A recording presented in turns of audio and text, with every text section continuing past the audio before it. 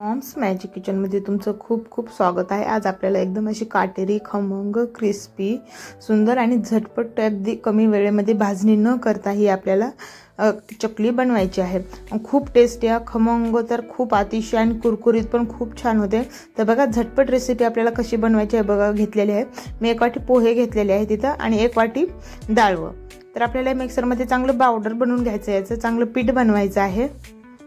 पीठ गावाकडे जायचे म्हणून मी इथं भाजणीची बनवली नाही। गावाकडे पण खूप आमच्यात भरपूर म्हणजे एक मोठे मोठे डबे भरूनच सगळं फराळीचं बनवतात। मला अगो थोडीशी झटपट आणि लेकरांना थोडीशी खाण्यासाठी बनवायची होती। 1 वाटी मी ज्वारीचं पीठ घेतलेलं आहे आणि थोडंसं 2 चमचे गव्हाचं पीठ आणि 2 चमचे तांदळाचं पीठ घेतलेलं आहे। गरम पाणी करून घ्यायचं, त्याच्यात हळद, तिखट, धने पूड, तीळ लागेल तशी तीळ टाकायचे आणि इथे चकली मसाला आहे तो पण टाकून घ्यायचा। चकली मसाल्यामुळे खूप छान टेस्ट येते, पण मला काय मी थोडंसं घरचं पण टाकते म्हणजे छान चव येते। आणि चवीपुरतं मीठ टाकून घ्यायचं, थोडंसं तेलाचं मोहन करून घ्यायचं आपल्याला आणि मिक्स करून घ्यायचं व्यवस्थित।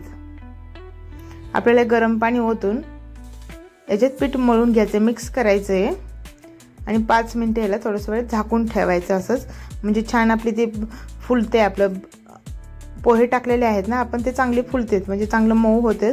तर म्हणून इथं मी 5 मिनिटं झाकून ठेवलेलं आहे। खूप वेळ काही नाही झाकायचं, व्यवस्थित मिक्स करायचं अगोदर। आणि एवढं लागलं तर पाणी थोडंसं वापरू शकता, पण अगोदर एवढ्याच पाण्यामध्ये मिक्स करून ठेवा, एकदम पाणी टाकायचं नाहीये। आपण मिक्स करत राहायचंय। साधारण ही किलोची चकली असेल म्हणजे 1 वाटी सगळे पाव वाटी होतं आणि ही खूप छान टेस्टी आणि मस्त अशी झटपट रेसिपी आहे। कधी कधी काय होतं, बऱ्याचदा आपल्याला करायचं तर खूप काय असतं पण करणंच होत नाही। मी टाकलेले आहे तिथं थोडासा ओवा, करायचं खूप काय असतंय पण करणंच होत नाही। त्याच्यामुळे मग काय करायचं, असं थोडंसं फास्ट मधल्या रेसिपी मी काय करते मग थोड्याशा ट्राय करून बघते।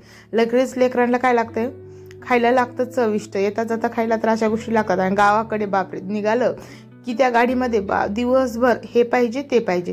आपल्याला इथं ओवा टाकायचा आणि पीठ छान मळून ठेवायचंय बघा, घट्टसर असा उंडा मळून घ्यायचा आहे। तेल टाकायचं आणि तेल गरम होण्यासाठी ठेवूया। इथे मी चकलीचं भांडं घेतलेलं आहे, त्याच्यात छान गोळा करून घ्यायचा आहे आपल्याला।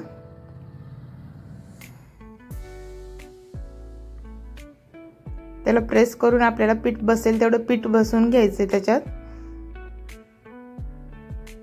हा शेवगा आहे, याच्यामध्ये बघा लागेल तेवढं पीठ बसून घ्यायचं, वरून लावून ठेवायचं।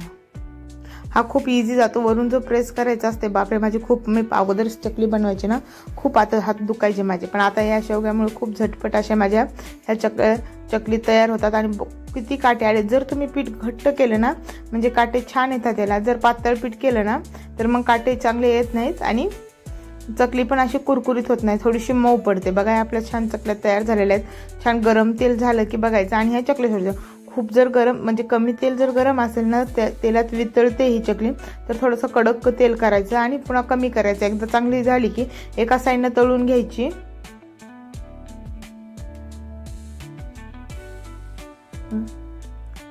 आता एका साईडनं तळली की लगेच आपल्याला दुसऱ्या साईडनं परतवून घ्यायची आहेत।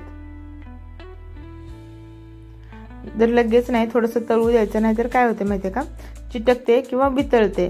तर थोडीशी एका साईडनं तळली की दुसऱ्या साईडनं आपल्याला परतवून घ्यायची आहे।